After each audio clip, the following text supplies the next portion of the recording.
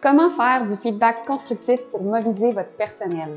La rétroaction est bénéfique autant pour la personne qui le reçoit que pour la personne qui la donne, dans la mesure où elle est donnée dans les règles de l'art et dans une communication bienveillante.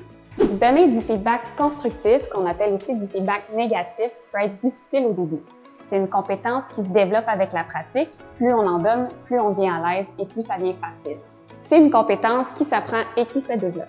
La rétroaction constructive, c'est un outil correctif, mais ça vise à faire progresser une personne dans une communication bienveillante. C'est primordial de développer son habileté à donner de la rétroaction constructive à une personne sans blesser la personne ni la critiquer. Voici quelques conseils pour que ce soit motivant pour la personne qui reçoit le tout. Premièrement, il faut être empathique. Par exemple, je comprends la situation, je me mets à ta place, ça serait difficile, je le comprends. L'empathie, c'est la capacité à se mettre à la place d'une autre personne et de comprendre ses émotions sans nécessairement les vivre à sa place. C'est une compétence la plus importante pour un leader. La deuxième étape, c'est de décrire le problème de manière objective sans accuser la personne. Il faut simplement reconnaître la situation. Par exemple, écoute, je constate qu'il y a eu telle erreur dans le rapport mensuel. Voici ce que ça donne comme impact. La troisième étape, c'est d'offrir des pistes de solutions. Donc, par exemple, j'ai pensé à X, Y solution. As-tu des idées de ton côté? La quatrième étape, c'est de donner le choix à la personne. Donc, de donner un choix à quelqu'un, c'est de l'impliquer et de s'engager à elle-même corriger le tir de la façon qu'elle le souhaite.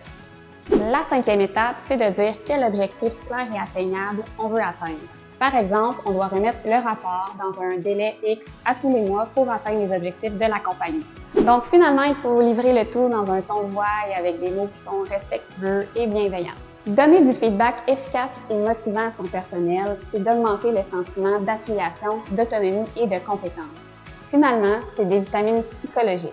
Enfin, la méthode de rétroaction est une méthode vraiment extraordinaire si elle est faite de façon régulière, donc pas seulement 2 fois par année à l'évaluation de performance. C'est pas facile à donner, certainement pas à recevoir non plus, mais elle aide vraiment à atteindre les objectifs de rendement de l'organisation. Votre façon de gérer la rétroaction démontre votre façon de vouloir grandir et de vous développer.